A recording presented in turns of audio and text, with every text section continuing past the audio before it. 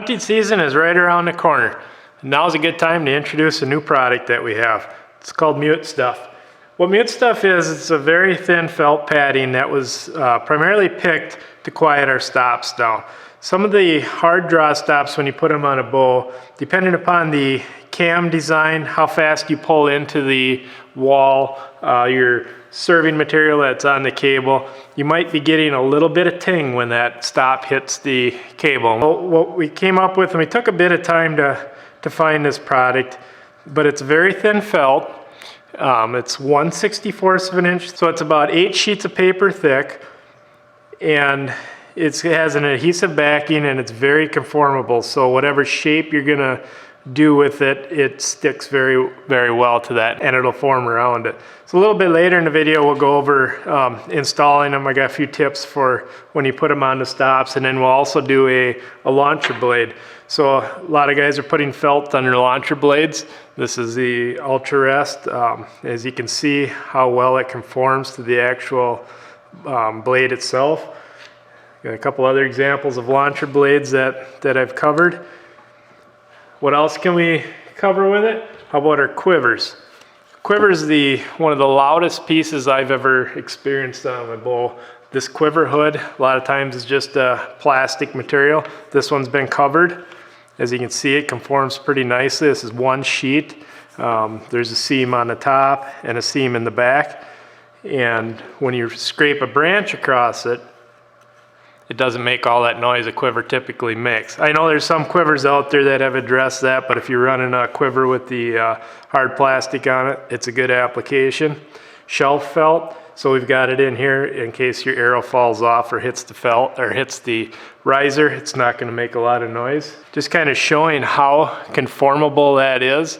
This is one piece of felt that it stretches around the contours, and if you were to do this on a big part of the riser and you want to do both sides, you would come from both sides and do it and have a seam in the middle. But you can see how well that conforms to the riser itself. Some of the other properties of this are that it's anti-reflective.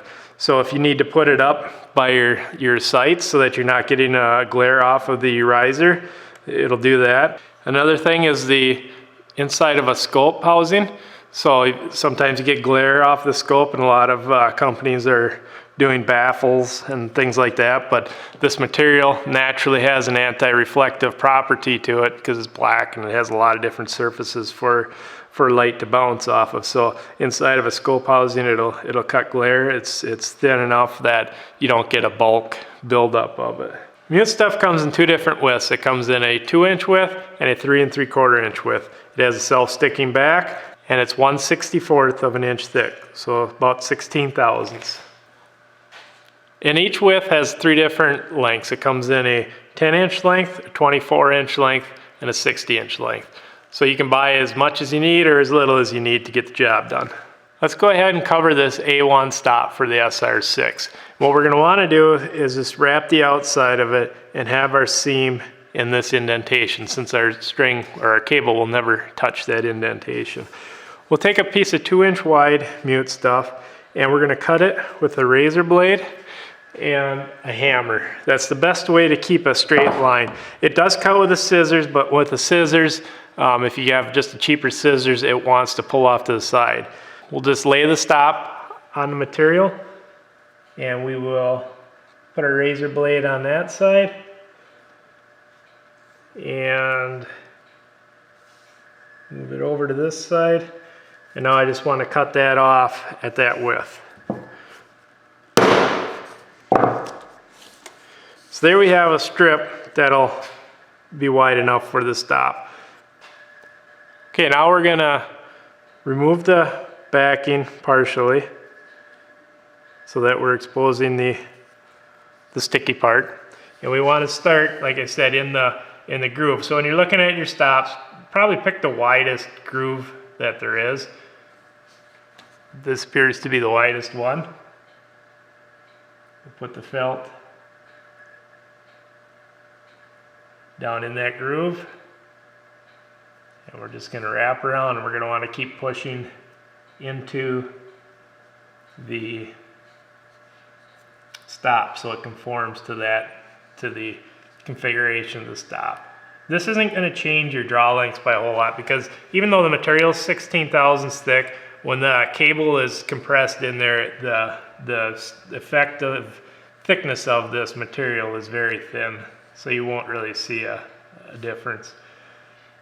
Now I've come to the beginning of it, and we'll want to cut that with the razor blade at that point. Okay, now that it's marked, I'll just cut it with the scissors. And then we'll bring that seam together. So what we're going to do now is we're going to run a little bead of super glue on that seam, and what this will do is this will bond the fibers together and keep that seam from loosening up. This isn't absolutely necessary, but it's kind of a belt and suspenders approach, and the super glue down in here won't affect anything because we're not, like, again, our cable will not touch that area. So now preferably we leave that sit overnight. The adhesive on the felt cures in 24 hours fully, and plus we've got the wet super glue on there. But that's how we would wrap a size stop, and also the S size stops we would wrap around, and we would want our seam to be on this flat part. Now if it's not cut exactly straight and you have a little narrow edge, it's best to err where it wouldn't cover towards the bowl, because your cable will never be down that low in the stop. Now let's wrap the C4 stop. So any of the B, C's, and D size, you can't continuously wrap it around the stop, so we need to just wrap one side of it. And again, we'll just take a piece of the 2-inch. We'll do the same thing with the razor blade.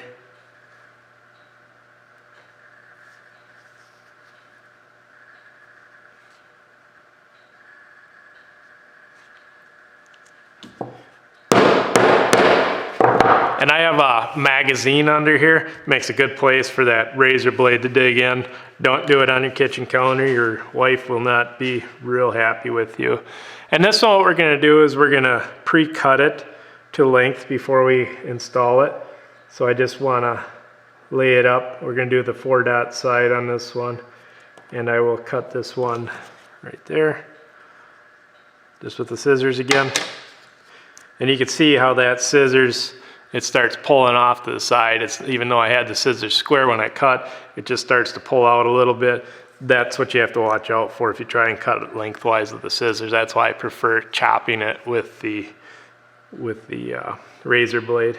Now one of those fabric cutting wheels, that might work. I have not tried it. And again, we'll just remove the adhesive backing, and we will apply it to the 4-dot side of the stop.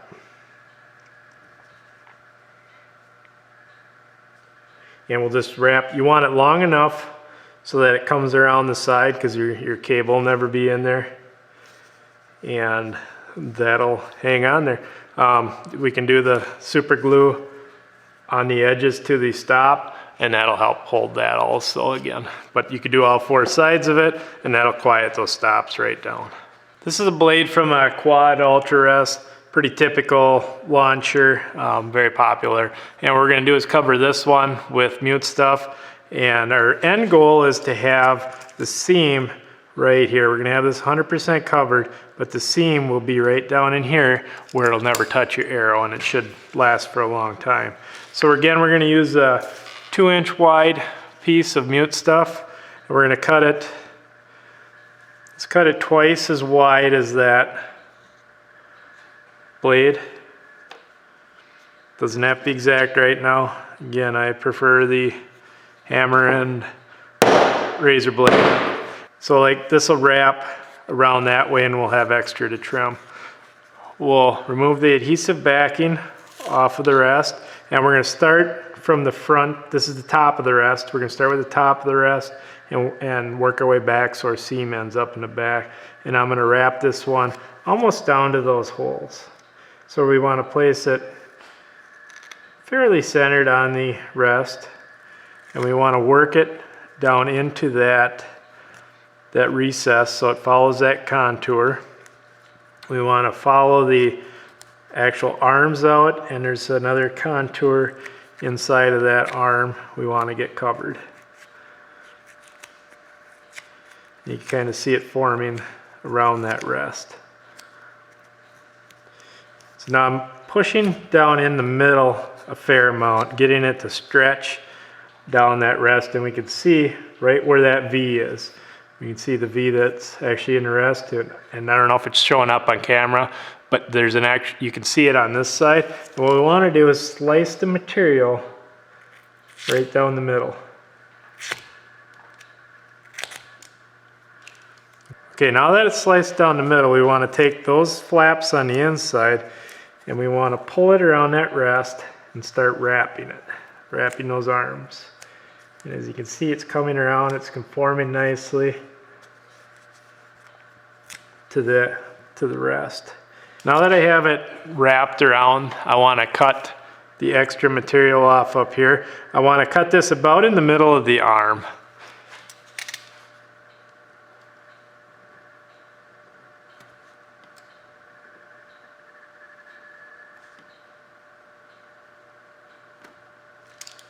Couple swipes with the razor blade.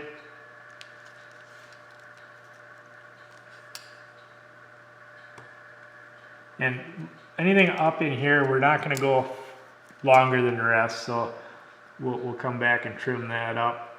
Again, on this side, we're about in the middle of that of the arm.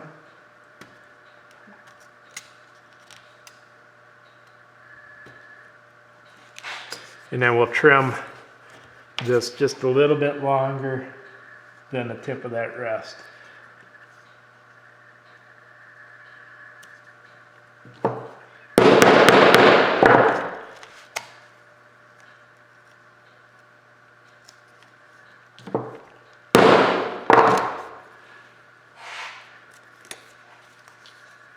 You should be able to get rid of that.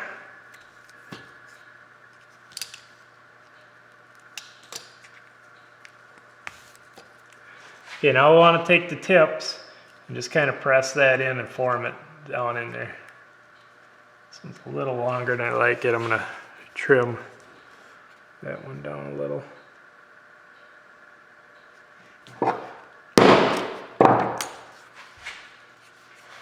Okay, now we bring the outsides, since that's pressed down, bring the outside around that rest and pull this tight. And we want to make sure we're pushing into every contour we can. You don't want air gaps in there. That'll just kind of lead to separation. You want all the bonding that you can get.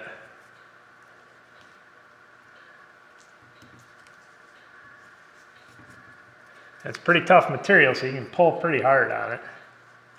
Okay, now what we want to do is we want to cut. We want the seam to end up about where we had cut the other one, and we'll follow that around. First we'll cut down the middle. That'll make a nice clean seam underneath it. You wouldn't have to. You could just glue that or leave that seam. Obviously the material sticks very well to itself when it's pushed together.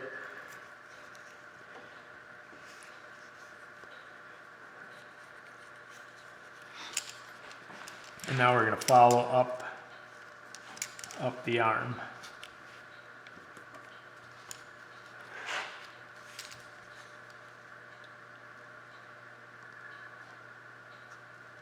And again, we were following about where the bottom layer was.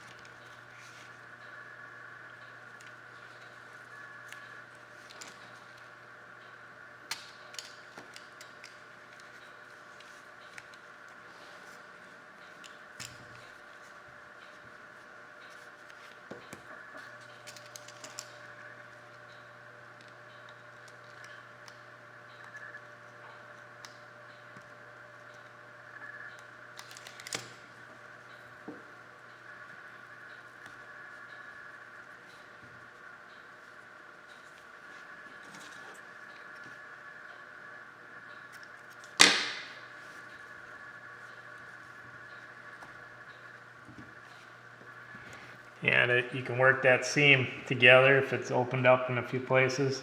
Just work that material around. It closes right up. Now that we have it all cut, the seams closed up really well. I mean, I have a hard time actually seeing it. We're gonna burn, just get rid of some of the fuzzies on the ends. You can do that with a little lighter. And that'll kind of form that end together. And then what we want to do is we want to take super glue again, and we'll go down the seams of the rest. We don't want to put super glue on anywhere where our arrow is going to actually travel. That's going to defeat the purpose of the material. And the super glue will bond that material together. We're not trying to bond to the rest itself. We're just trying to bond the material together. And that actually kind of makes like a glove instead of just relying on the adhesive. It'll be kind of form-fitted to the rest itself. So that's about it. We'll let that super glue dry. We can put it back on the rest.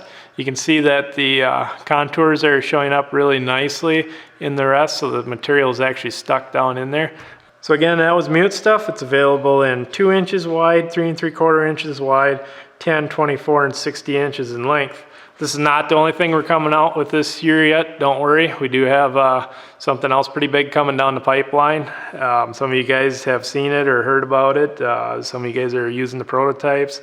Some of you guys might have seen people using the prototypes, but that'll be coming up, so stick around for that. Thanks everybody for purchasing our products this past year. It's been a pretty good success. I've got a lot of great feedback from you guys. Send me some pictures in, whether you're out there hunting or chasing a trophy or trying to win $5 off your buddy in the backyard. I need that feedback so that I'm making sure that I make things that are actually working for you guys, or can make suggestions to other people that may be in the same situation as you. I can better make suggestions on what's going to work for that application. I can't possibly be testing every application, so you guys are the ones out there using the products. Again, thanks for watching. It's at lucky-stops.com. You'll find the Mute Stuff there. You'll also find all of our stops that we make for the different bows, and you'll also see some of our newer products coming out.